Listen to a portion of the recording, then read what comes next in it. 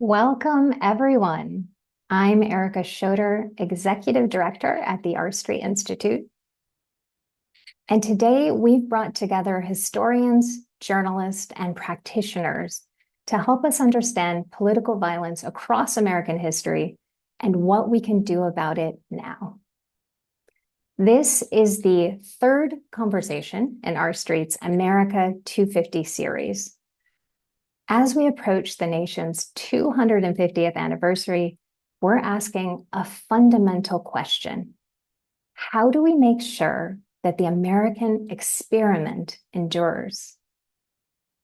Earlier this year at our Real Solutions Summit, we explored the health of our institutions, the state of American discourse, the modern presidency, and we left that summit with a shared conviction. We need to renew confidence in self-governance and demonstrate why the American experiment is still worth defending. These monthly conversations are how we're doing that work. Now, addressing something as contentious as political violence requires something we call cultural bravery. What does this mean? It means that we're going to hear from people today who disagree with one another, and that's intentional. It means leaning into discomfort rather than away from it. It means recognizing that tensions between freedom and security, between individual rights and collective needs, are not flaws. They are the productive tensions that a pluralistic republic must navigate. At R Street, we see it as our civic responsibility to model this. We build trust. We inject evidence into the policymaking process, and we create space for difficult but necessary conversations, both internally and externally. This work is essential for better policymaking. It's also essential for the health of our republic. And when our institutions function well and earn citizens' trust, that's our best safeguard against violence and division.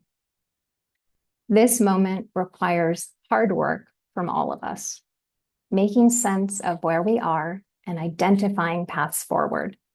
So thank you so much for being here with us today, doing this important work. And we sure hope that you'll join us for future America 250 conversations in the new year. And with that, I am very pleased to turn things over to Sabrina Schaefer to get this conversation started. Good afternoon and welcome to all our viewers. I am Sabrina Schaefer, Vice President of Public Affairs at the R Street Institute, and I am here with Professor Joanne Freeman. We are both on the screen now, just checking. Professor Freeman, we are absolutely thrilled that you have joined us today as part of our semi-quincentennial programming, reflecting on 250 years of the American experiment. For those who are not already familiar with Professor Freeman, she is the professor of history and American studies at Yale University, where she specializes in early American politics and political culture. Her award-winning first book, Affairs of Honor: National Politics in the New Republic, explored the intensely personal and combative world of politics in the founding era. And her subsequent book, The Field of Blood: Violence in Congress and the Road to Civil War, chronicles the often violent clashes in the House and Senate chambers and how those confrontations shaped and nearly shattered the nation. Professor Freeman is also well known as a public historian. She co-hosted the acclaimed podcast Backstory, has written widely for popular audiences, and appears regularly on CNN, MSNBC, and documentaries for PBS and the History Channel. As Professor Freeman knows, I'm a bit of a recovering historian myself. I spent 2 years in the history PhD program at the University of Virginia before realizing that I wasn't really cut out for the archives. But it was during that time that I first read Affairs of Honor, and I have never forgotten it. The way Professor Freeman captured the passion, polarization, and personal politics of the early republic in such vivid narrative form has just stayed with me. And I have been hoping to host her for an R Street conversation for quite a while. So I am just delighted that we finally made this all happen. So with that, I just want to dive right into the fragile republic. And I'm going to start, Professor Freeman, with the present. Many Americans today are deeply worried about our political culture, about the vitriol, the polarization, the rising threats of violence. But to be very blunt, there's never really been a golden age of civility in American politics. In fact, the early republic was downright vicious at times. Do you agree? And what are your thoughts? I do agree. Actually, let me first thank you for that very kind introduction. I do agree. And, throughout American history, there have been people who look back in the past and have assumed there's some perfect, you know, courteous civil time. They were doing that after the Civil War, looking back to the 1790s and saying, oh, it was really good then. So people want there to be this idyllic, civilized past that represents how we're supposed to be.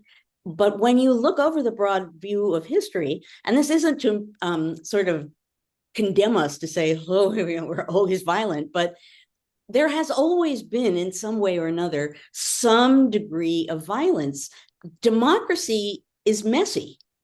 Democracy is about, people having the right to disagree, to come together and argue, ideally, debate and compromise. But the messiness of democracy is part of why some in the founding generation thought it was great and why some didn't think it was so great. So yeah, we've always had violence in one way or another, but the trick is, or the thing to bear in mind is, the violence has been different in different places and in different times, and it always tells you something about the time that it's in. Well, that's a perfect segue into my next question because one of my favorite lines from Affairs of Honor, and by the way, this is my smaller version of the book, but I encourage everyone to pick it up. It's just a great read. Um, One of my favorite lines is in the beginning of the book, you describe the founding era as tainted by regional distrust, personal animosity, accusation, suspicion, implication, and denouncement. And I mean, I think most of us today would sort of laugh and think, wow, that sounds just like today. But as you explained, there was something distinctive about this world. And I think it would be helpful for viewers to hear more about what was so distinctive about the mindset of our founders that despite all of this negative, despite all of these problems, things played out differently and they delivered a pretty spectacular product in the end. Right. So certainly, all of the violence and the chaos and everything that you just mentioned in that quote was there. And it sounds like the present day, but there were some important distinctions. And one of them is the period that I'm writing about in that book. It's the 1790s. That's the first 10 years of the government under the Constitution.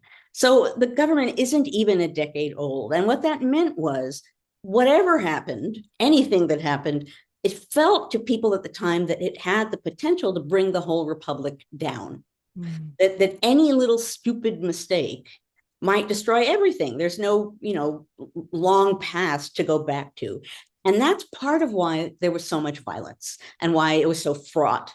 Because if you think that someone doing something stupid is going to bring the country down, you're going to respond in a pretty extreme way when you see someone doing something that you think is stupid. And of course, that's true on all sides. So that led to this really contentious, angry kind of environment in the 1790s. They were doing it in a sense for good reason because they thought it was the absolute survival of the republic that they were defending. But the thing that they had then that we pretty much don't have now is because they were a generation that created this thing, and I'm talking about elite people and not so elite people, they were thinking a little bit about the long-term survival of the republic in terms of legacy, in terms of posterity. When you look at the writings from this period, they talk a lot and not always in a noble way. I never talk about the founders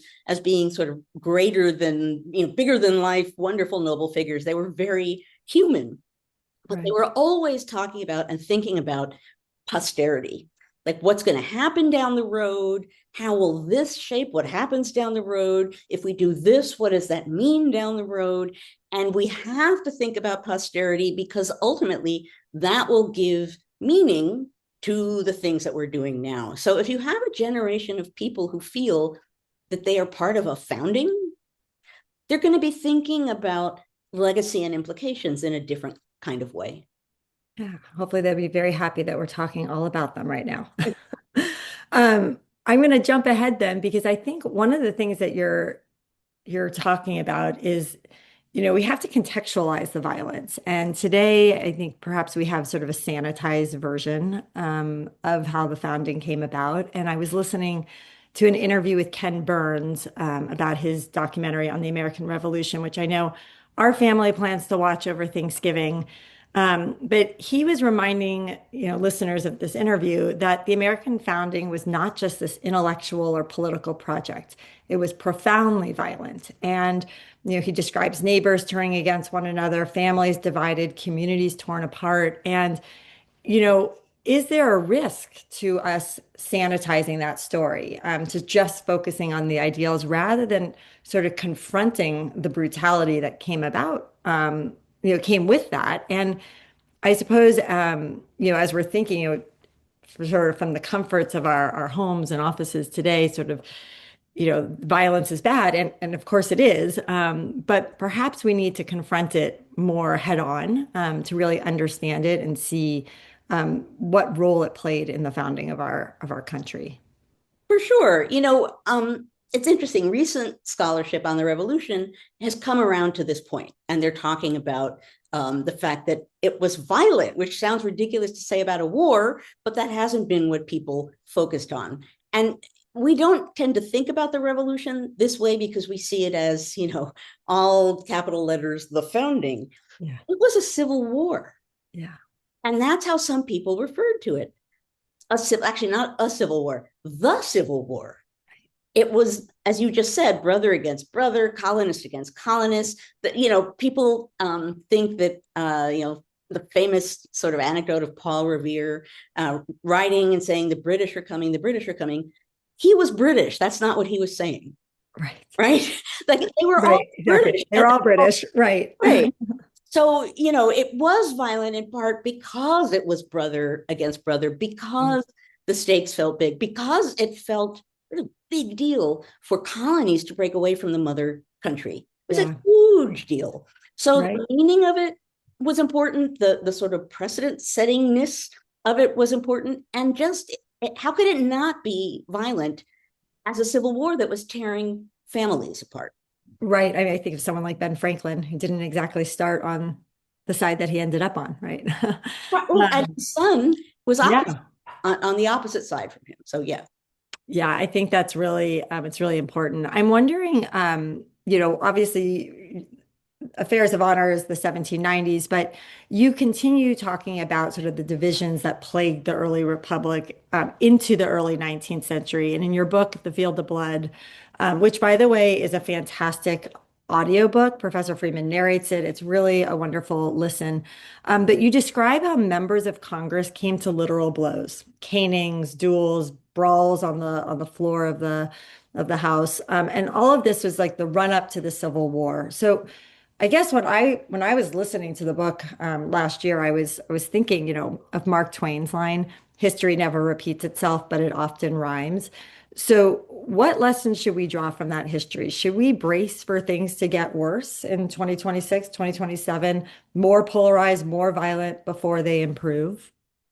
Well, I'm as a historian, I don't tend to predict, but I can say that one of the distinctive things to think about. So I found, I don't know, 70 maybe physically violent incidents in the House and Senate between 1830 and the Civil War that had mostly been censored out of the period's equivalent of the congressional record.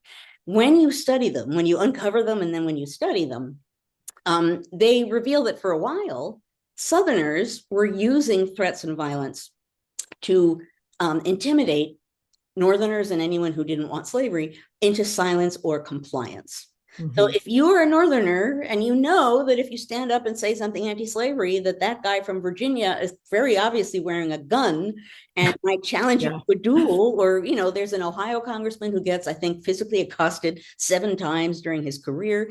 This was the important thing to realize about all this is it was a deliberate strategy. It was politics. It was Right.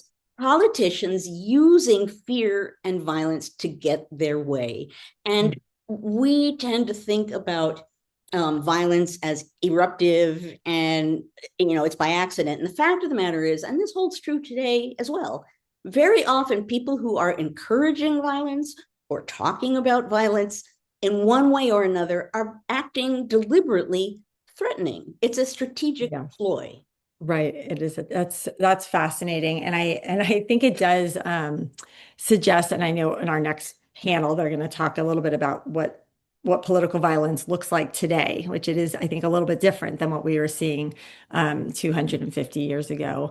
I want to talk for a minute about sort of what's missing. The founders, for all their flaws, they believed in building a system rooted in equality, liberty, free enterprise, public virtue, and they trained themselves for that public life. Whether they were going to be a farmer or a lawyer, they prepared for what it meant to engage in public life. And I think that's a lot of what you write about in Affairs of Honor. I'm going to go out on a limb here and just suggest that perhaps we don't maintain the same shared commitment to the ideals of self-governance today. I suspect that something is missing. And I'm wondering what are your thoughts? Have we simply lost sight of the things that the founders believed were essential for citizens to live in a democratic republic? So I will preface it by saying they were promising or thinking about setting forth ideals. They weren't necessarily absolutely virtuous, Hmm. but they did sort of look ahead to things being very different from the old world and the corruption of monarchies. Now, the thing about a democratic republic is, unlike monarchies, monarchies are grounded on, monarchs get put into place and they inherit the position, and the public plays a different, very different role in the ongoing political process. In a republic is grounded on the public and public opinion. Hmm. What that means is that if the public is ignorant or lazy or not watching what's going on, the republic could fall. And so they thought about this very explicitly. When you look at the letters and the writings of the founding folk in the early years, one thing they talk about all the time is education. And it wasn't just because education is good. They thought that Americans would not recognize threats to the Republic if they Right. weren't educated to see them and understand them. So they very much wanted people to study history, I'm happy to say, but Yes. right, it was very practical. They wanted people to understand what brings down republics. And if Hmm. they understood that, they could see it coming and they could defend the republic. Right. So that was certainly part of what they assumed was exceedingly important, even for women. They thought about women's education a lot because women were at home with children and they were going to be helping to raise good small r Yes. Republican citizens. So they Republican mothers. Right. precisely, they need Yeah. to understand the politics of the moment, and they needed particularly to understand what a republic was to instill an understanding of it in their kids. Yeah. Yeah. And certainly the education policy is actually not something that the R Street Institute focuses on, but I am quite certain that we have a lot of, viewers who are concerned about the lack of sort of just basic um, civic education that our children are getting. I know I'm going to feel reinvigorated talking to my daughter who's taking Latin and reminding her why it's so important so she can she can be ready. So I think we've established then that this political vitriol is nothing new, but what I think is different, and I think it's hard to ignore, is sort of the temperature of our rhetoric today, coupled with the fact that the ability for information to travel instantaneously. Um, we worry deeply about the threat of misinformation. It's a topic our street works on a lot. But as you and I have talked about, the early republic had a similar problem with misinformation, but a very different communication networks that were slow and fragmented. So, how did the early Americans and the founders in particular manage this misinformation and maintain any semblance of sort of political reality? It's a great question because obviously technology changes dramatically over time. I'll preface what I'm going to say with this sort of basic understanding.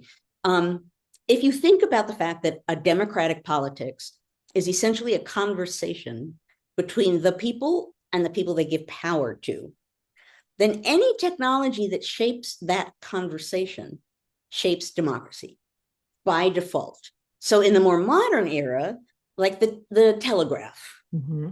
suddenly what's going on in Washington isn't just in Washington, and that shapes how things are going on. Today we have social media, the radio did the same thing, TV, the civil rights era, that did the same thing. So technology really shapes democracy. In the founding era, they knew particularly, in the later eras, it became harder because if something came across through the telegraph, people tended to want to believe it. That Right. when you look at newspapers from the period, they're so excited about the telegraph in the late 1840s.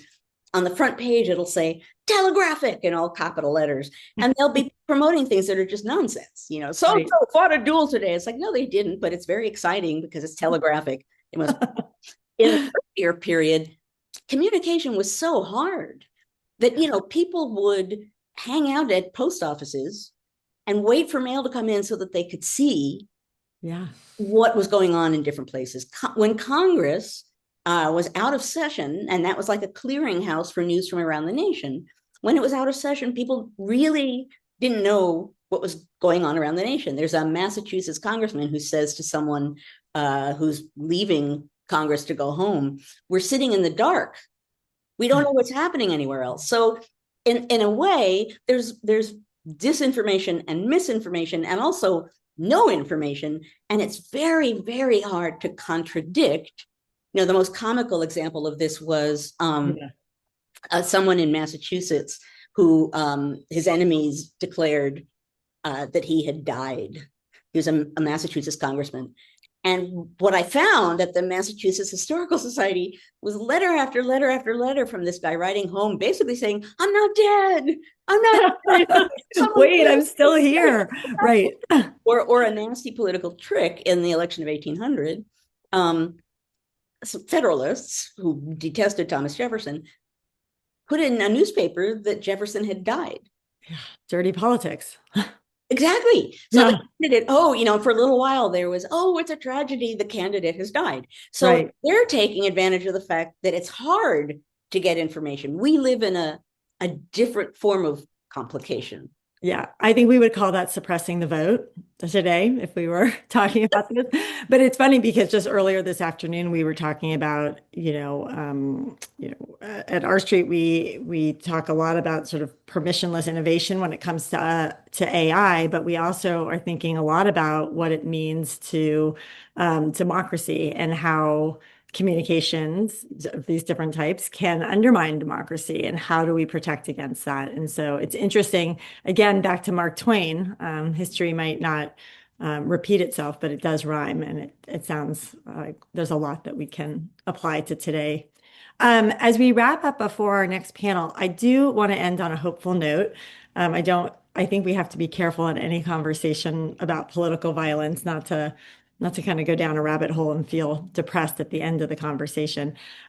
You've spent your career studying moments when the American experiment felt fragile, when politics have been raw and personal and violent. But the Republic has endured. And I think as we approach 250 years of self-government, I'd like to know from you sort of what gives you hope. What are the lessons from the founding generation or from any era you've studied that remind us of the resilience that's built into this American system? Well, believe it or not, as one does when you're a historian, I'll go to John Adams. John Adams lived a very long time, and people were writing to him in his old age, essentially saying, tell us about the Declaration, tell us about whatever. And he almost always responded. And people were saying along the lines of where we started this conversation, it was perfect. When you were there, it was wonderful. And Adams repeatedly would say, oh no, He mentions at one point, I watched people sign the Declaration. Many people were not happy to be signing that declaration. Yeah. There's one letter where he talks, we blundered 70, 75, 76, 77. He goes on and on and on. And his larger point is the experiment that they launched was meant to be ongoing. There was never a glorious, sort of sterile, wonderful, virtuous beginning that could never be repeated. And that was one of his points.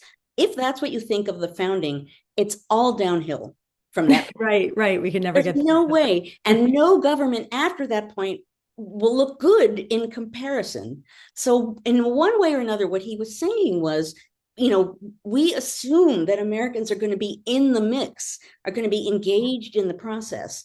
And one of the ways in which I draw hope from this moment is the many ways in which more and more people are becoming engaged, are paying more attention, are stepping forward in ways that they're not used to doing before.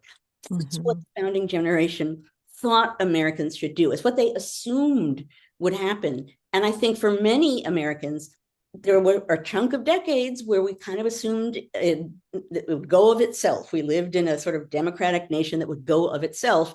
That's not how democracy works. And I think we're learning really important lessons now about what we need to do to defend and preserve democracy.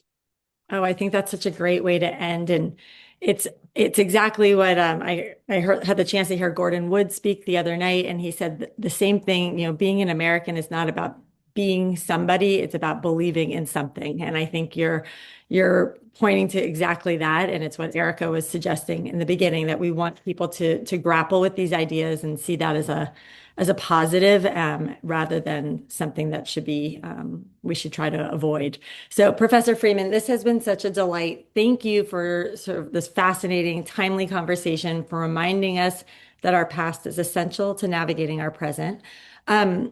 I am going to now hand this over to Liesl Pettis, who's R Street's Policy Director for Criminal Justice and Civil Liberties. Liesl will be moderating our next conversation, The Roots of Political Rage. Thank you, Sabrina. I am really excited to speak with some incredible guests about this issue. Over the last several years, a lot of Americans have looked around and feel like politics, or even maybe the whole country, has divided into two. It's not that people just disagree anymore, but more and more they actually see the other side as a true threat.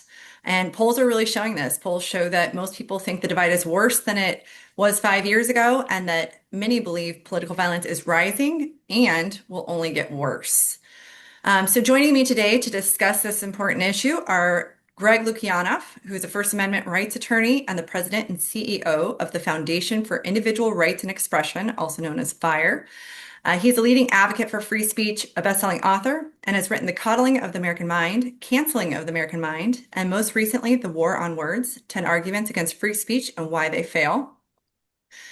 Noah Rothman, a senior writer at National Review and the author of Unjust Social Justice and the Unmaking of America, The Rise of the New Puritans Fighting Back Against Progressive War on Fun, and has an upcoming book to be released this coming May, Blood and Progress, The Untold Story of Left-Wing Violence in America. And then Peter Savatnik, a senior editor at the Free Press, bringing prior reporting from outlets including the New York Times, Vanity Fair, GQ, The Atlantic, among many others, and is the author of The Interloper, Lee Harvey Oswald, Inside of the Soviet Union. So thank you all for joining me today. I want to go quickly around and just give you all an opportunity to say maybe one or two sentences of the perspective you bring to this important topic about political violence. Noah, let's start with you. Sure.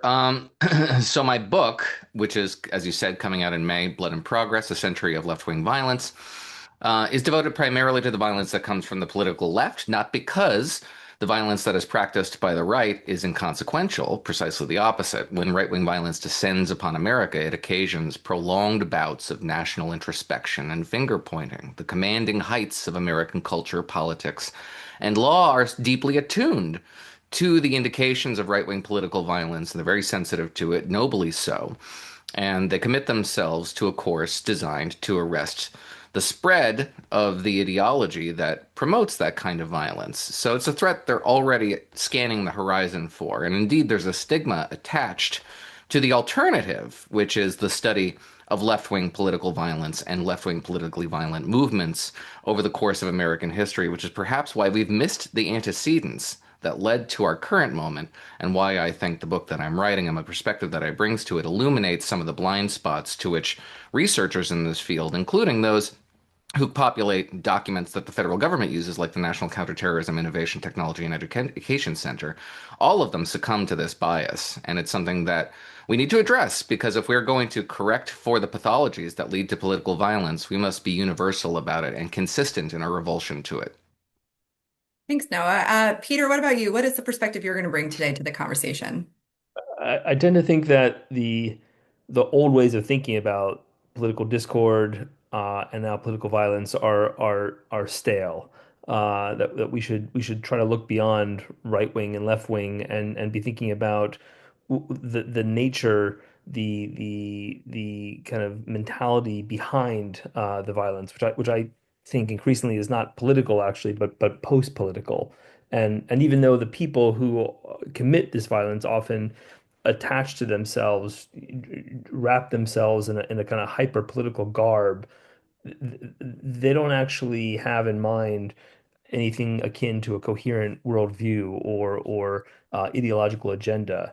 And so I think it's a mistake to think of what's happening now as strictly political violence, even though it is understood to be political because it stems from, it emerges out of the political muck. Thanks. And Greg, your chance. What's the perspective you'll be bringing today? Sure. Just this has been developing on campus for a long time, and Fire has a awesome research department. And one of the things we've been doing is, we're a lot of people know our campus free speech ranking, partially because Harvard was dead last 2 years in a row, up until this year. This year it was actually Barnard, which really earned its way there. But one thing that has been very distressing to me is when you ask students if shouting down a speaker is acceptable, if you ask them if physically blocking students from attending a speech is acceptable, if you ask them if blocking people from actually, getting there, or even directly, is violence okay in response to speech? We've reached a point where about 1/3 of students say that, at least in some cases, violence could be acceptable in response to speech. And at some schools like Oberlin, for example, that number is more like 50%.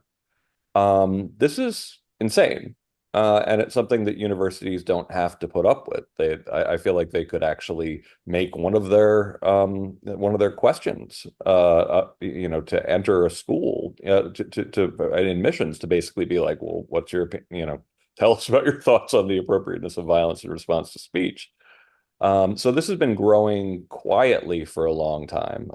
When you look at polling from the 1970s, even though there was actually a fair amount of political violence on campus, by the late 1970s, I think you're talking about like 4% of students that were saying violence was acceptable in response to, like, stop a speaker, for example. So that's a big part of it. And the other part is I just recently got back from speaking at Utah Valley University, where Charlie Kirk was killed, and that was powerful. Thank you. I think it's just super helpful for those that are attending the panel today to just hear that you do all hold very different perspectives. So it should make for a great conversation as we dive in here. And Greg, you started to hit on this already. Just today isn't when the violence started. This has been coming for a while, but Professor Freeman really talked about how we've actually had a long history of political violence. Mhm. That Congress used to come to literal blows and outright brawls. We may have had some instances in Congress get close to violence, but not to that same level.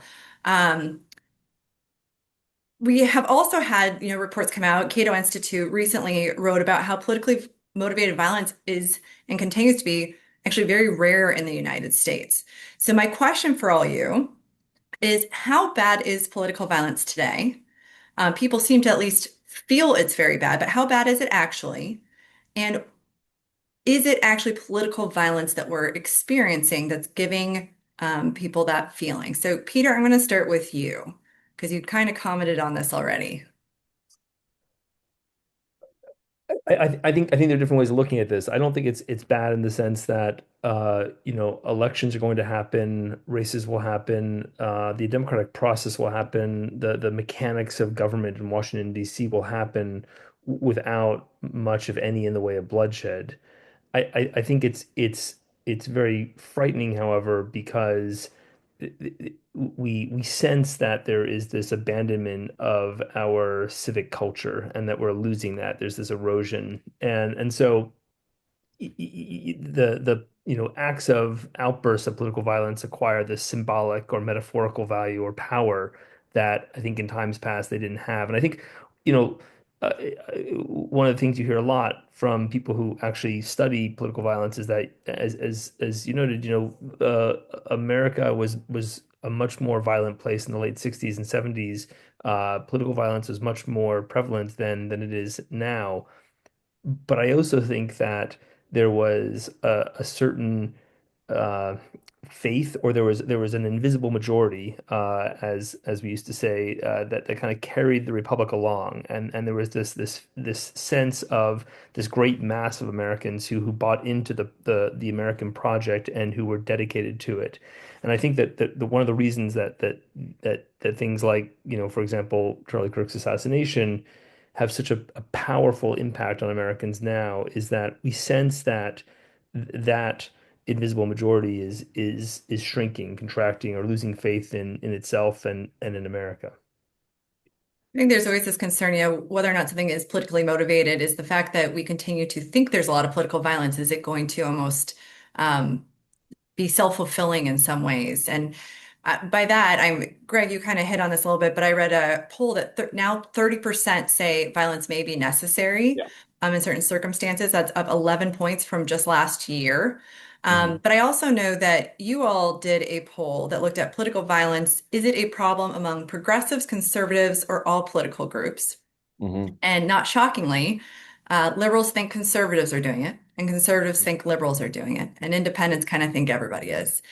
So just what are your thoughts? Is political violence the issue? Is it the perception that's the issue? How bad is it today?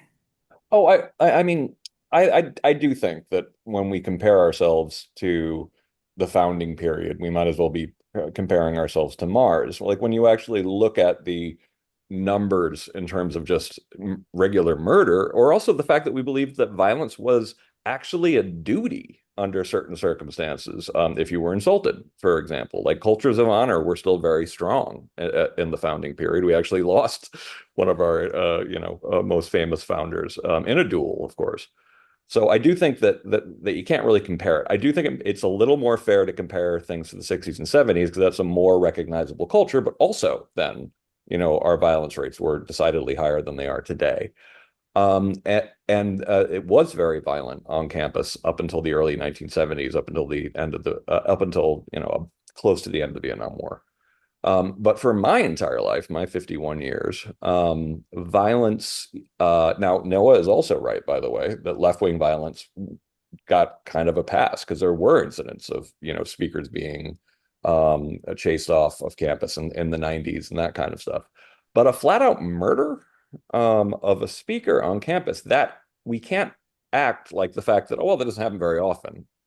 No, that was a historical event, and it's the same thing with Salman Rushdie getting killed at a conference, or sorry, getting someone very nearly killing him at a conference recently was something that we almost tend to forget about. There was the riot at Berkeley, and let's be clear here. These were riots in response to a speaker being present on campus. This was violence in response to speech. So people being freaked out about that is appropriate. And when you do actually reach a point where you have, I think it's something like 80% of students saying it's okay in at least some circumstances to shout down a speaker, we've taken a bad step somewhere. And I do think it isn't helped by the fact that Noah's point, when the scholars who work in FIRE's research department, when they've actually tried to publish things on even just surveys, trying to figure out to get to the bottom of both right-wing authoritarianism and left-wing authoritarianism, they've actually been greeted by people who didn't want to approve those studies and been basically told, well, that's not a thing, which of course, given my family fled the Bolsheviks and my, as in my, like my grandfather fought them in the Bolshevik Revolution, that was news to me. So no, I'll come to you. And I think what's interesting is I had spoken with somebody, we were talking about political violence and how often is this truly politically motivated, or it's an ideological thing, versus is this more just a rage against society, where people are angry, and sometimes politics is how it's coming out. Other times it's attacking the CEO of healthcare corporation. Other times it's attacking a school or a church. So I know that you definitely bring that perspective of the ideological piece to political violence. But I'd love for you to consider that too. Do you think it is a huge surge in political violence, or is this more a rage against society where people are bringing politics in at a time? I think we risk inviting distinctions that lack a difference in a practical way. Agreed. It's important to contextualize and be high-minded about this sort of thing and note accurately that the degree of violence we're experiencing today, while higher than it has ever been in the last 50 years, does not compare with waves of political violence in previous eras of American history. But if we make this phenomenon so abstract that we can't even identify it, much less police it, we're contributing to the phenomenon. Because what happens is individuals who practice violence and those who are afraid of violence, such that they arm themselves and become paranoid, perceive themselves to be abandoned by the state. That the state no longer cares for your security and your safety, and it is rational for you to take matters into your own hands. Practitioners of left-wing, right-wing political violence succumb to this condition on their own.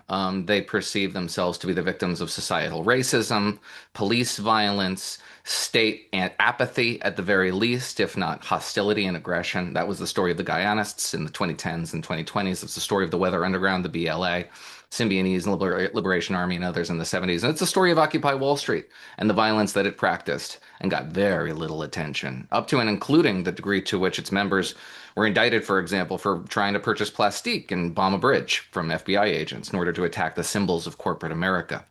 Right wingers often ask me, how did the placidity of the late 80s and early 90s descend into our current moment? And the very unsatisfying answer I give them is that the left does not remember the 1980s and the 1990s being especially placid times, devoid of political violence, from the abortion bombings to the militia movement.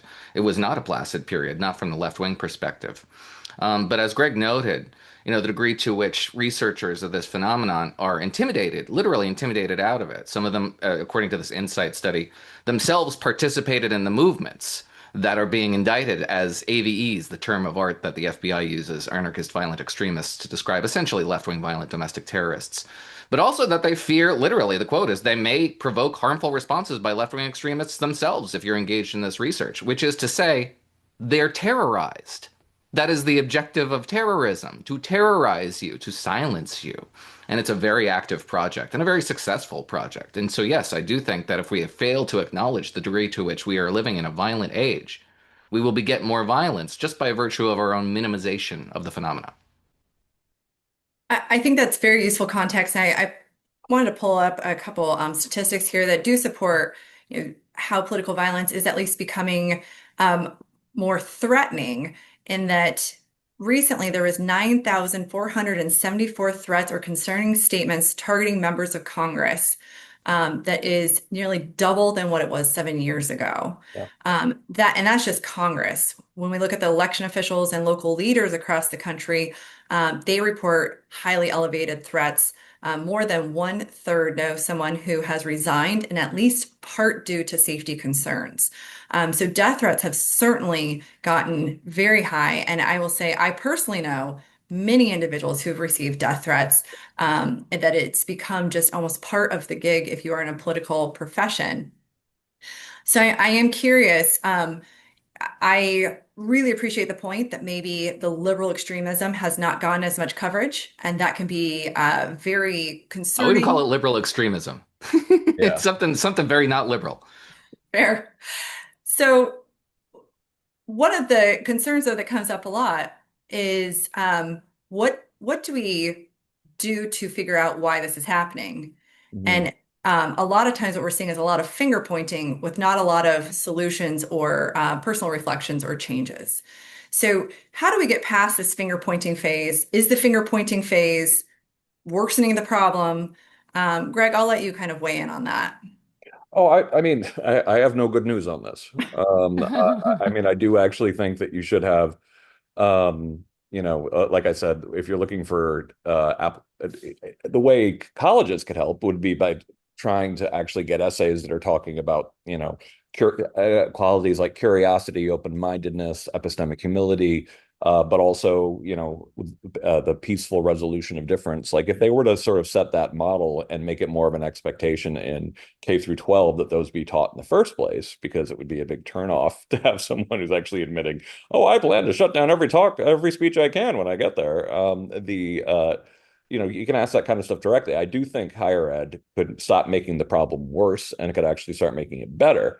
But on a darker note, I believe we are in the crisis right now. And I get what the substance of my talk at Utah Valley University is. I'm a first generation American. I grew up in a neighborhood with a lot of other first generation immigrant kids. And I always, we really deeply appreciated America being a very different country than a lot of other countries. And in most other countries, you have your hard left is a sort of Marxist revolutionary one with some ties to violence, and your hard right is a monarchist and or ethno-nationalist, or often both, one with ties to violence. And we were always, or at least for most of my childhood, we were mostly a liberal country with libertarians and lefties, but mostly kind of like with a liberal core.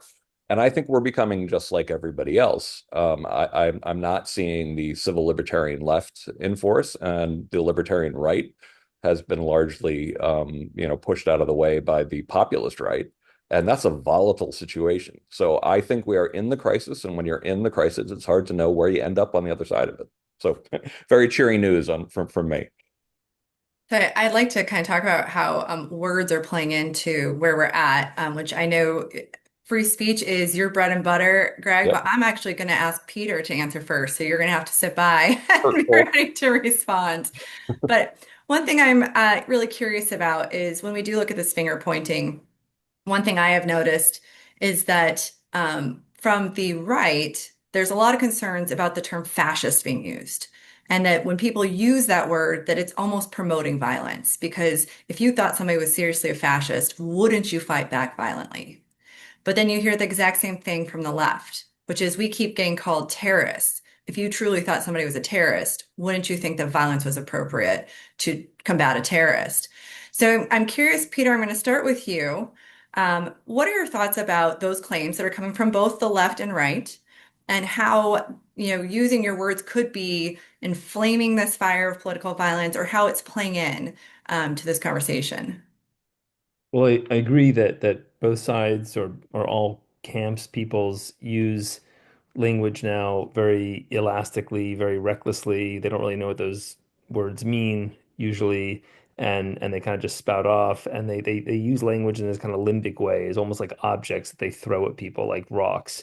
That's obviously stupid, ignorant, etc. But I don't think that's the real problem. I tend to agree strongly with Greg here about free speech, the free exchange of ideas, and the best way to combat idiocy in inanity is just to enable more speech, to let better speech or good speech eclipse bad speech or respond to bad speech. I also tend to agree with him, unfortunately, that I think things are bad, and I think that the problems are fundamental. It's not simply a matter of introducing a course for college freshmen about the need to listen to nicely to people with whom you disagree or people who make you uncomfortable, whatever the hell that means. It also means reintroducing the notion of objective reality into classrooms and to decoupling, the Democratic Party from the public sector, sort of teachers unions. And it means a kind of a wholesale systemic reimagination of what we mean by education. If we can somehow pull that off, and that's a generational struggle, then I think that there is cause for hope.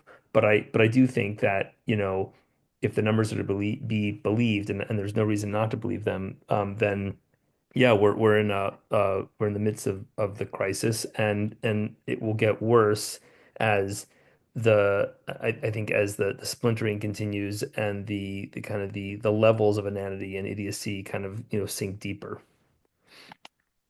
And now, what do you feel about that? Because I know you've written in the past about kind of this asymmetric polarization. But right now, we're hearing from both sides kind of pointing the finger, saying it's the other side that's doing the damage. Yeah, well, I've only ever written about asymmetric polarization that I think it's a weapon that's wielded by partisans when it's convenient. There's very symmetric polarization.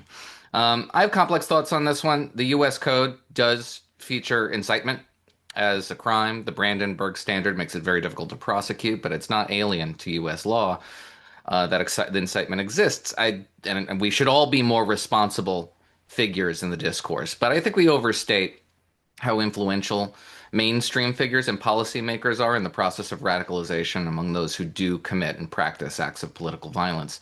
Those who engage in, for example, murders of complete strangers are no surprise, subject most likely to disordered thinking, which makes them difficult to police. That doesn't necessarily mean that it's unpoliceable. We're familiar with how these radicalization cycles happen, and you tend to happen on these siloed networks where people who are susceptible to this kind of manipulation languish, and we understand how this phenomenon relates. It can be policed and is observable from the lone wolf phenomenon that typified the outset of the rise of ISIS and lone wolf attacks, Islamist attacks in Western Europe and the United States. It is a policeable phenomenon and it can be policed with what we have on the books. It makes it difficult to police when we convince ourselves, for example, that the only problem are the disordered thinkers who engage in political violence. They have cheering sections. Even acts that are not, for example, acts of political violence, as I would define them, which are inspired by political motives, are designed to affect political outcomes. However addled and manic the sequence of events that people envision, unfold, it doesn't matter if it's a politically motivated act. I would still consider it political violence. But they find when those acts occur, in particular on those siloed networks where these individuals spend a lot of their time, those acts of violence encounter a broad cheering section where they individuals find or deduce a rationale for otherwise incomprehensible and senseless acts of violence and render them not just valuable contributions to the discourse, but perhaps inevitable and desirable. And that's the sort of thing that I think we can contribute to by exposing them and not pretending they don't exist and not minimizing the effect that they have on the discourse. That doesn't mean they're easy to police. They're quite difficult to police, but they can be policed. The first thing we must do is resolve to not countenance the kind of flip way in which the commentary class, and in particular, as Greg noted, young students were dismissive of this sort of thing as though it's just a mere romantic expression of political zeal. It's not, and it's the sort of thing we shouldn't tolerate, but there's far too much tolerance of it on both ends of the political spectrum, usually on the fringes, but migrating closer and closer to the center, which find political violence to be just another expression of discomfort, unease, anxiety, and that normalizes it and rationalizes it, and we should stop doing that. Yeah. Greg, I will give you an option or a chance to weigh in because I know this is your area, especially when we talk about language and speech. But one of the things that we're going to be talking about a little bit later is polarization and political violence. But one of those speakers had mentioned to me, you know, sometimes the person who actually does the act may not be politically motivated, but the people online who really pushed them to do it were absolutely politically motivated. And so what we're seeing is sometimes how social media or the internet or these other things are playing in to create political violence or polarization. And so I'd like for you to weave that into, Greg. I'd love first just, do you have any responses that you would agree with, disagree with, that's kind of been said on how words are playing into political violence, but then also kind of go into how is social media and the internet playing in as well? Yeah, 5 hours. The Yeah, there's just a lot to unpack there. When it comes to, I see no tension between being a First Amendment lawyer and anything that's been said. Like the position of the First Amendment is not all speech is equally good. It's just that expressions of opinion shouldn't get you sent to jail. And I actually see a value in knowing, like I would rather know that people want to cheer Luigi Maggioni than pretend everything is fine. Because that actually does lead to a situation very predictable in social science of group polarization. That essentially when people only talk to people they agree with, which we're also causing echo chambers in other ways, they do tend to get more radicalized in the direction of the group. It's very so I've been thinking a lot about a lot of the things that I wrote in with Jonathan Haidt in Coddling of the American Mind. And I do think that the most frustrating thing to figure out how to solve the problem was we have to have a desire to solve the problem in the first place. And I think that we've had this kind of almost like selective nihilism, kind of like this sort of contempt for ourselves in so many ways that we're not even willing to say that there was something special about the first large-scale democracy in human history, the first, the country that actually promoted liberalism all around the world. Um, and by not actually seeing that as anything special, we are inviting, this becoming just like everybody else phenomena that I talk about of just we have every other country's revolutionary faction on both sides. So I do actually think that we've created a kind of pessimism around what's special about America that kind of invites this sort of stuff. And I've been at least slightly heartened to watch on the right there being some pushback against sort of like the Nazis on the right, like the people who are just flat out racists, being excluded. I also hear horror stories about how common, that is from different things that I've read. I do see some of that happening on the left I see a lot of that on the left as well. And I haven't seen as much saying, Hassan Piker, who thinks, like I think of him being very parallel to a lot of the people they're currently trying to get rid of on the right. Now, I'm not saying these people should these people should get in trouble or be arrested or punished for their speech. What I am saying is people should be saying, I don't want you part of my political movement, which is obviously part of their freedom of association. But when you don't actually see anything special about the system we're defending in the first place, why would you defend it? Yeah. Peter, do you have any response to that? I mean, I know you've actually written about nihilism and how that may play into political violence. So I'm curious your thoughts as well. Well, I think like to the point you made earlier, Liesel, about the actor, the kind of the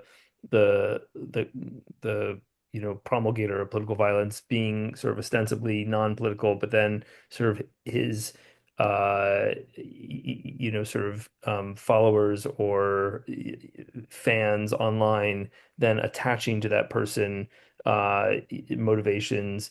I think that's true, but I think it's actually more than that. I don't know that the people who are doing these things necessarily are thinking in kind of as clearly as we are. Perhaps I don't know that they view themselves as either political or not political. I think that they um, I think that they are again kind of a wash in the sort of digital meme culture. They lack a clear sense of identity for the most part. When you look at someone like a Tyler Robinson or Robin Westman, who was the shooter in the Minneapolis Catholic school, Tyler Robinson, of course, was Charlie Kirk's assassin or alleged assassin. Or you look at someone like Shane Tamura in New York, or Luigi Mangione also in New York. All these people have they've attached to themselves, they've kind of staple gunned to themselves like words and symbols that have an ostensibly political feeling or texture, kind of little bits and pieces of our political culture, but there's no coherent political worldview. And then what happens is that people in different camps glom onto certain things. They say, well, you see, that's evidence of, this person was on the other side, and so this is or this person was on my side, and so he was fighting a noble fight or some such kind of idiocy. But I think the non-actors are trying to ascribe to the actors a political motivation that is very, very difficult to ascertain. Yeah, I mean, I just this is the one thing that Peter and I are going to just disagree on. I think it's just been very clear cut when it comes to because I mean, like if you know when you study history, yes, I mean like there are a lot of people in history who have views that we could say don't neatly glom on to the perfectly doctrinaire position of their party or movement. And of course, some of those people would respond saying, "Yeah, but this is what I'd like my movement to actually look like. It's a splinter, of this." But Luigi Maggioni, murdered because he saw someone as part of the American plutocracy. Tyler Robinson, said that he was killing this guy because of the metaphysical force of hatred, of hate as magic, which is very much endemic of the left. When it comes to Milo Yiannopoulos, that couldn't be more clear cut. With the assault of Charles Murray, that couldn't be more clear cut. The shout downs I'm seeing, they've overwhelmingly, all but three of them for 2 years in a row were from pro-Palestinian activists. So I think you can problematize this, but I think it's probably about as clearly political as politics ever are. Does it also mean, however, that this wouldn't matter as much if people weren't doing that extra thing of deciding that Luigi's a hunk and good for him? Like that does make it 1,000 times worse, of course. But I do think that ultimately, when it comes to a lot of these high-profile acts of violence, I do think the politics is reasonably clear. Yeah, I want to tag that as well because I agree with Greg, and it risks the possibility that you instigate those who engage in terrorism to do it again in order to properly communicate their political motive. That's what Sam Melville did.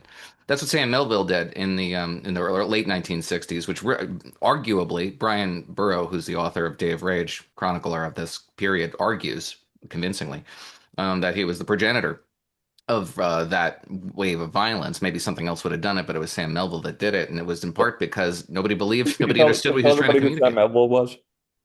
Oh, yes, he was one of the very first of the political terrorists of the wave of violence that began in 1969 and continued all throughout the 70s and early 1980s. And he was a far left radical, quasi-revolutionary, socialist revolutionary who inaugurated that campaign of violence by attempting to target the United Fruit Company, a bugbear of the left, and ended up just bombing a bank because it looked bank-like.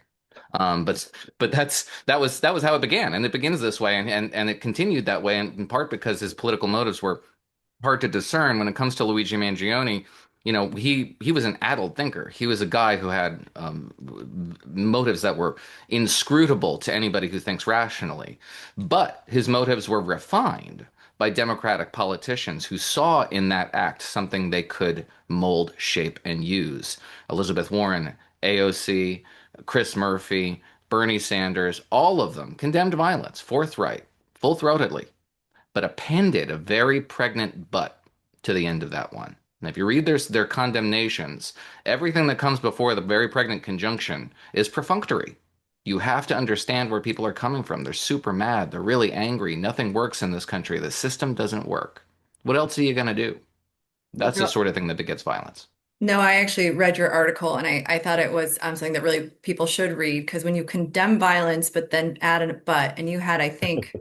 10 to 15 examples in there, it really does dilute the condemnation of the violence. So I think you make a great point there. We do have to wrap up.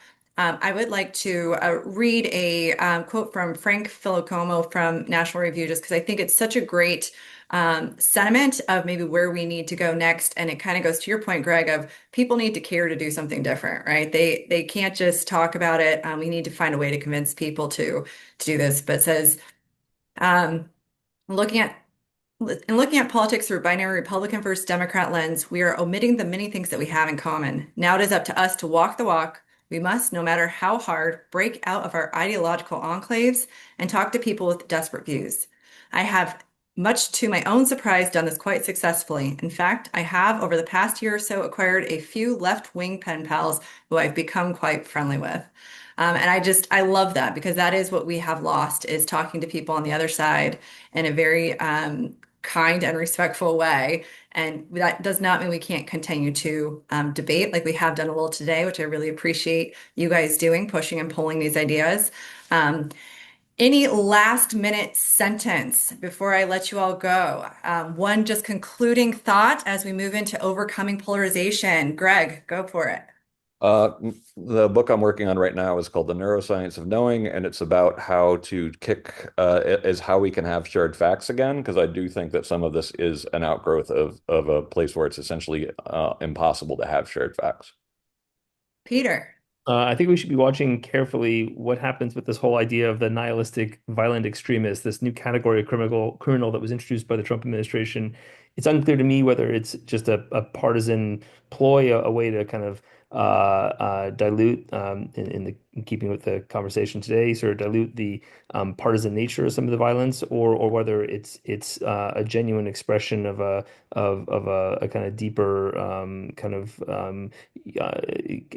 sort of seeking of understanding or trying to make out what's actually happening in America. Noah.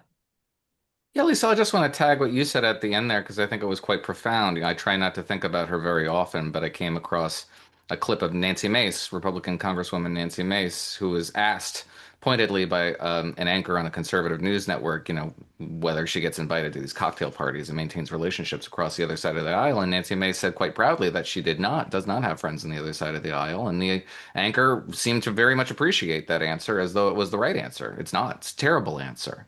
It's a terrible answer. And This in is Nancy Mace's defense, I did see her on Bill Maher the other night. Yeah, So well, of course it's also a lie on her part, but it's a lie that she thought she had to make part of her personality, and it is just incongruent. It is incompatible with the American civic experiment, and hopefully that sort of thing doesn't get applauded outside of her very narrow circles. But I think it does. I think it has broader purchase, and that's very scary. Well, I really appreciate you guys on today. We probably could have talked for another hour and a half. So we may have to do a part two, but appreciate you guys so much. And we are going to move on to our overcoming polarization panel.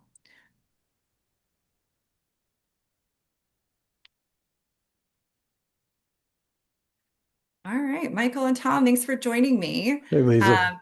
You will get a chance to respond to some of the things said.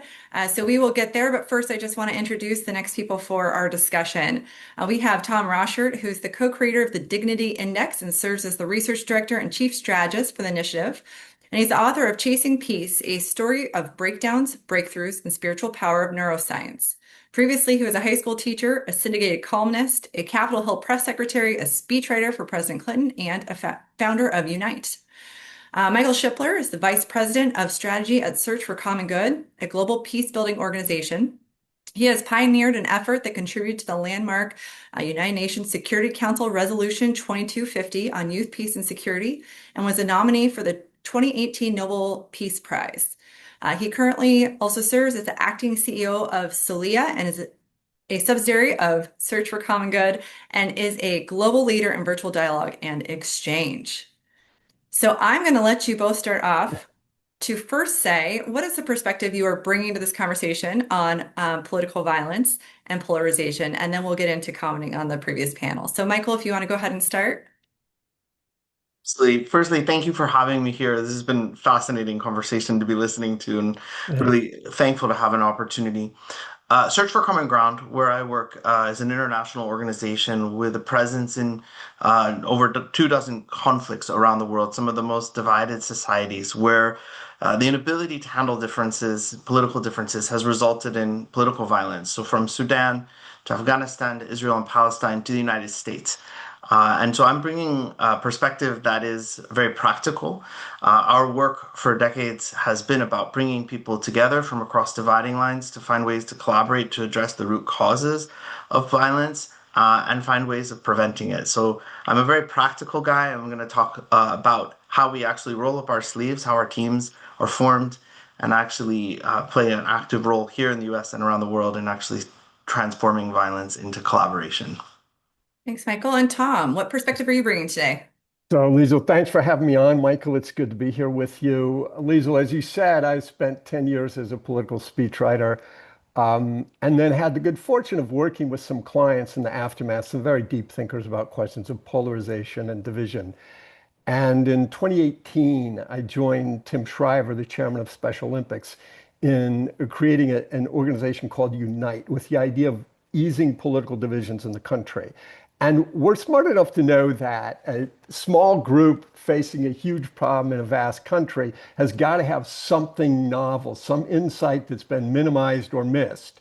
And we feel that at the very core of our divisions lies contempt. It's not our disagreements that cause our division, it's treating each other with contempt when we disagree. And when contempt causes division, dignity can ease our divisions. So that's the premise we bring to the work. We believe that if people understood it's not these global economic trends, it's not the rise of social media or the loss of trust or the decline of institutions or the intensity of our disagreements, it's really treating each other with contempt when we disagree, which causes our divisions, which empowers all of us to make a difference in changing things. So I'm going to go right back to you, Tom, and give you an opportunity to kind of comment on the previous discussion we heard. I mean, we talked about everything from contempt with words to inciting violence to ideological either undertones or asymmetric polarization. What were your thoughts when you were listening to that? And what kind of retort or agreements do you have? I'm sorry to disappoint you. I have no retorts. What I do have is a wish that we could have been at a dinner party with a deep pot of coffee and a long dessert. Um, Points of agreement, if that won't surprise you too much, I thought Noah talked about the process of radicalization and talked about silos. And he said of the people who perpetrate the great violence, they have cheering sections. I say to that, amen. They do have cheering sections. They're playing to a crowd. They're trying to get some acclaim for themselves, some attention, some feeling of belonging, some feeling of power. And that also is the reality with our so-called mainstream political groups and clubs are driven by the same thing. There tends to be a requirement of contempt, a requirement for belonging. There's a required sense of contempt for the other side. That's one point. And then with Greg, when he said 80, I didn't know this statistic. 80% of people on college campuses polled thought it was okay to shout someone down. We are absolutely on the antithesis of that. Our view is if we treat people with dignity, we can begin easing divisions and solving our problems. And when we're treating people with dignity, it means we speak and we say what we think, but in a way that encourages other people to say what they think. So it's all about listening, listening, listening, postponing persuasion, and just give the person the respect and the comfort of knowing someone's trying to understand them. All right, Michael, it's your turn. What were your thoughts and reflections on the previous panel? Uh, I'll pick up on the exchange right at the end about Representative Mace.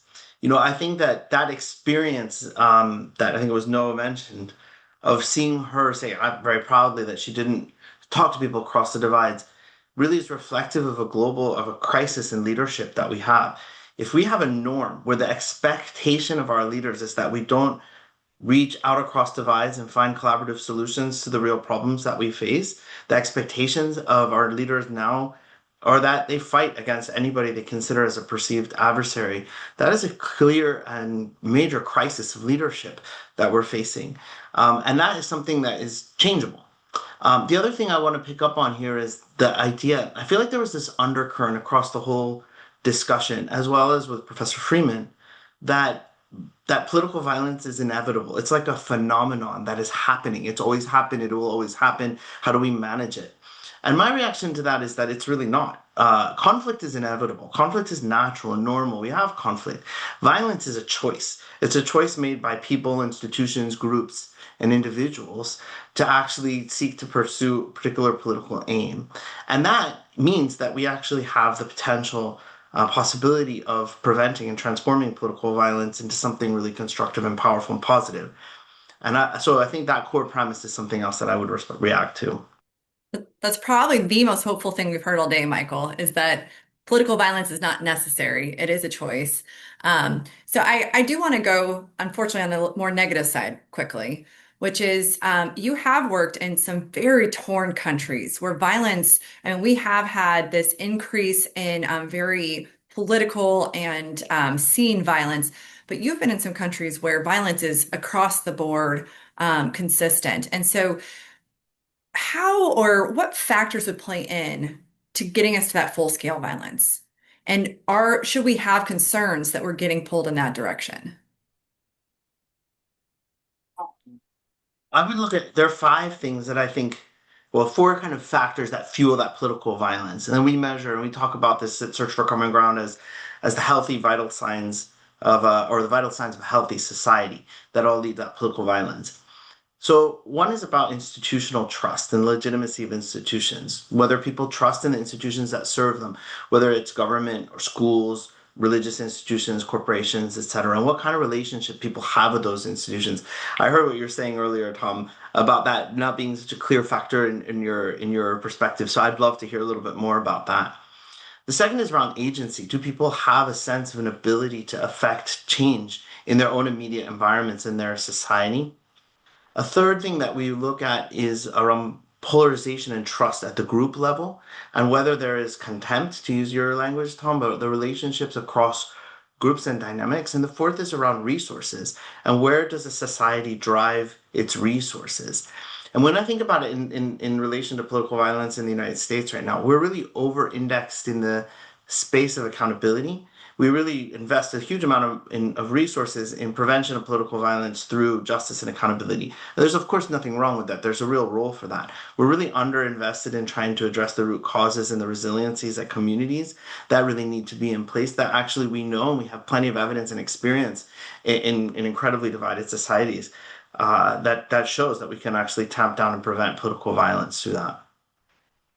Tom, I'd like for you just to kind of respond to that. Do you think there's anything missing or anything that you would also consider to say, hey, this is not only a problem, but it is getting worse unless we address some of these underlying factors or some of these other issues? Well, the underlying factors are crucial to address, but I think it's very hard to address the underlying factors if we're still treating each other with contempt.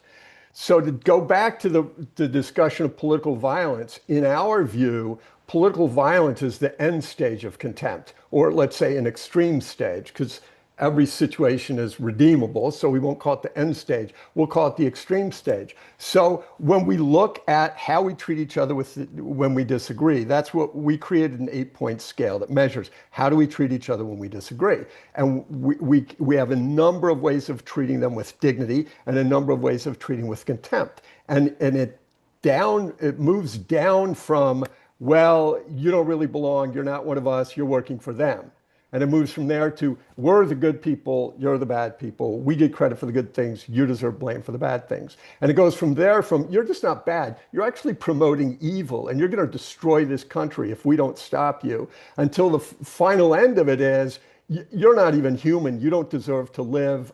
We have a mortal duty to destroy you before you destroy us. And that's the end stage, that's political violence. And contempt is so addictive. And the core of contempt is actually its emotional pain, because contempt is a pain reliever. It makes us feel momentarily better. And that's the addictive buzz that media personalities and political leaders can drag people in and control their behavior by giving them the drug of contempt that they crave. So it turns out, though, how do we end up with violence? Well, it's the escalating intensity of the intensity of verbal attacks creates so much addictive power that once the language has reached its rhetorical limit, there's no way to keep the buzz rising except to call for violence and act on it. So it's entirely an addiction to contempt that drives us toward violence. Michael, would you have anything to add or to dispute with that even? One thing that you and I had talked about that I think does kind of play into that is that political violence is in many ways a form of communication, a horrific form of communication, but it is a form of communication. So I'd love to hear your thoughts. It's really fascinating to hear how you talk about this, Tom. You know, political violence is definitely a form of propaganda. You know, in the military world, they'll talk about terrorism as an act of propaganda of the deed. It's actually often meant to send a clear message. You can think in our country about 9/11, the visual imagery created of that attack and the political implications. It transformed the entire political landscape, not just the United States, but globally. Uh, And it was really the result of the visual imagery and the experiences that people had of that. It was a universal exercise. So political violence is very often aimed at causing a shift in an overarching dynamic. I would say that all of the things that Tom said, I would quite agree with. I would also say that often violence emerges from an experience that people have of the scope of their space for agency and participation and engagement being narrowed down to a very either a very narrow conformist space or actually into silence. Profound marginalization or experience of marginalization and oppression often results in eruptions of violence. We also haven't talked at all here about gender and gender dynamics, and I think that's one of the kind of core undercurrents running across political violence all over the world is that there's a massive disruption in gender norms happening everywhere in the world. In the United States, it's very striking and strong in the pursuit of an idealized vision and idea of what masculinity looks like, and the conflict that has happening among young men is also a clear part of the dynamics that are being manifested. And we've seen extremism being propagated through different kind of spaces across the political divides, being propagated through spaces that very much and through messaging that's very much around concepts of masculinity as well. So, Michael, if I can ask, you talked about political violence is always a form of propaganda. If you could you talk about 9/11, the most best known example we have? How is that a form of propaganda, and was it perpetrated from whom toward what audience, and was it effective? I I mean, I mean, 9/11 was, perpetrated by Al Qaeda with a clear message around the United States and its role in the world, and its goals were very much around triggering a U.S. reaction globally, and trying to mobilize a popular rebellion, a rejection of U.S. global hegemony. I guess that's how I would assess that. I think that almost every act of political violence has some kind of form. It relies very much on the core ability to transmit it as a message, and so the even the success of the violent act isn't always the most important part. Uh, Michael, I'd like to really try and go back to, so we kind of have an idea of maybe some of the reasons why it's happening, some of the ways it is happening, some of the factors to know it's getting worse. How do we make it better? I mean, I think that there's a number of different layers of intervention, and that we have worked at and we've used that have been really very powerful. So I think about this very much at three levels. One is the individual. Individuals who are making choices to join groups that use violence or carry out violence on their own in an ecosystem. How do we intervene at that level and actually identify and understand the motivations that might drive somebody to make a choice and redirect those motivations? What we have found is very often that people who are right at that edge, that cusp of involvement in violence, they're often driven by motivations around being connected, being powerful, being influential, important, having some kind of impact on the world, imprint on the world. Those motivations can be channeled into all kinds of things, including really powerful, positive civic action. And a lot of the best youth peace building work that's out there, and there are youth led organizations in the United States and all over the world that actually really try to find young people at that edge and unleash the power that's underneath it toward positive aims. And then there's the resiliency side, which is really about how do you really build a community out to be prepared to respond to potential violence and prevent it. And this is an area that we've been dedicating a huge amount of our effort in the United States. We've been working in a number of states in partnership with a wonderful organization called Over Zero on an initiative called State Resiliency Projects, Pennsylvania and Ohio, Arizona, and Texas, with the aim of really forging multi-party and multi-stakeholder coalitions of people who are looking at potential for political violence and reacting and responding really quickly when political violence does occur to prevent it from escalating or metastasizing. And in Pennsylvania, this has been a really important instrument to respond after the attempted assassination on President Trump, which was a very terrible incident. There was deaths, there were people who were injured. That group of people activated within hours and were able to generate a set of messaging that were distributed to religious leaders all across the state of Pennsylvania within hours. And by Sunday morning, every minister and every church had a set of talking points that were focused on de-escalating that violence and preventing it from metastasizing into something that really deeply divided those communities.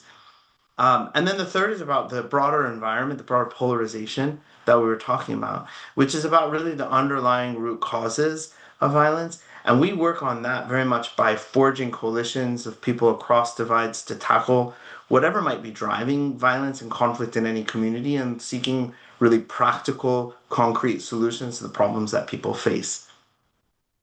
It's very interesting and not surprising you guys had some of the same themes, right? That for many who are engaging in political violence, it's to have some feeling of belonging or power. And so I think that's a really interesting piece. And then really that resilience too, which I know, Tom, you kind of been discussing as we've been going along, this difference between contempt and then dignity. And so to me, finding that dignity is a part of resilience, figuring out how to do it. And so I'm going to stop having you go too deep into that piece because I think you've articulated it pretty well. I'm going to ask you the hard question to start, Right. which is when we ask people, you need to talk to people who are different than you, who you may disagree with, quite adamantly disagree with. Sometimes what you hear in response is, how do I talk to somebody with dignity that doesn't even think that I should exist? How do you respond to that concern?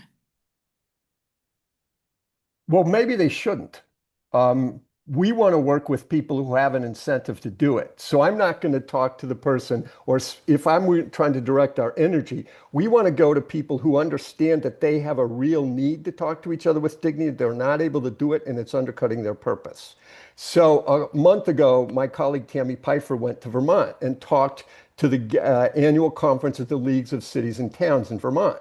And she was introduced by the governor. We got tremendous response, but these are people who have an absolute interest in getting along. They would like some guidelines. They would like some insight. They often have like the 8-point scale is very helpful guidance to them. We work with a global corporation of 220,000 employees. They at the top said, we really need to be able to talk to each other, ease division, solve problems, seize opportunities. And if we can't talk to each other when we disagree with each other, we lose a strategic advantage. So we've trained, now we're training 20,000 managers. So I would go to the people who understand their need and the value of communication, start there. So I'm curious, one of the hard parts is great to engage the people that already are bought in, right? How do you get to those people who maybe are on the cusp of doing something dangerous and getting their buy-in? Because it seems like those ones are the ones that can create the most damage, really, in our society. So how do you create that Absolutely. buy-in? So that's a terrific question. And I talked to Tim Dixon from More in Common about this at one point, and he said, you can't reduce the people on the extremes at the beginning. You want to reduce the migration from the moderate to the extreme. So if we can change political culture or group culture to diminish the applause that people get, Noah said they have cheering sections. Exactly. And if the cheering goes softer and quieter and they get less acclaim and less applause for doing the outrageous act, they're less inclined to do it. So we first want to remove the appeal and the demand for extreme action, not by attacking, not by trying to appeal to the person who has the gun, but to appeal to the people who he might be playing toward and diminish their approval for that kind of action. I really appreciate that. And I've been talking to state legislators this week just about the need for prevention and intervention. You do one and not the other, you're always going to have harm in some way, but doing two is very useful. And it seems like your model is very prevention based versus maybe intervention based when somebody's gone far. So, Michael, how do you think? How do we engage maybe those that have gone too far now that we need to bring back? Is there a way to intervene? Absolutely. First I would start. We often say at Search, dialogue is absolutely necessary but insufficient to transform the entire dynamics. That what we really need to be trying to drive and cause is real collaboration among people who are perceived adversaries to be able to build real concrete practical solutions to their shared interests or their shared problems in a way that then builds trust. And that creates actually a virtuous cycle. That virtuous cycle then is something that creates really tangible real world benefits for people for being involved in some kind of a dialogue and collaboration. And so getting people who are on the extremes, there are two things I would say about that. One is I've worked with a lot of people involved in extreme violence in different ways.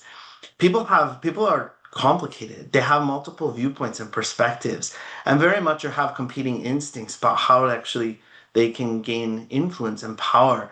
And so if you can actually create pathways for people who are in the extremes who believe that the most quick pathway to and the best pathway to influence and power or results that really serve their core interests is through violence, you can actually create opportunities for them to fulfill their own interests through collaboration.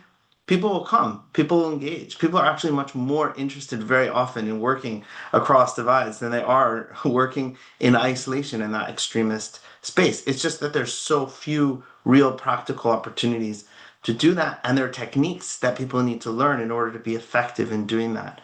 This is really important because very often we talk about dialogue, we struggle with the idea of power, or we ignore the idea of power, and we think that we're bringing people together across divides who have the same kinds of power and the same either form of power or the same levels of power. When in reality, most conflicts are between people and groups who have very different kinds of power and people experiencing all different kinds of things in that relationship of power. And whether it's around ethnicity or race or gender, all different kinds of dynamics that shape that. And so dialogue doesn't actually address that. It's collaboration where people are saying, well, how are we actually going to identify that shared interest, work together to practically solve it, where we expand the perspective, expand the kind of core sets of insights and information, broaden the tent of people who are inputting into a solution, and then generate actually some higher order thinking that creates solutions on the very causes of conflict and the very causes of injustice that are there in the first place. And we're doing this again and again in places as challenging as Afghanistan and Sudan today. I appreciate you both. We are already at the end of our event. Again, like the last panel, I could have done this for another couple hours. Appreciate all the insights. We did not get to dive too much into social media or internet today, but I will say I'm going to just quote Governor Cox of Utah, go outside, feel some grass. If the internet and social media are getting you down, it's time to get outside. But as R Street, we will be continuing this conversation in the coming weeks and months. We have actually already produced a piece with Greg Lukianoff on the bright line between words and violence that is on our Real Insights Substack. But we'll also be having Michael Shipler coming up for our Real Insights conversation. And we will continue with the events for the America's 250th anniversary. So please keep an eye out for those Real Insight conversations featuring both Michael Shipler and Erica Schroeder, our executive director of R Street as well. And look for our upcoming events. Thank you again for joining us today. Thank you. Thank you both. Thank you, Tom. Thank you. Thank you, Lisa. Thanks.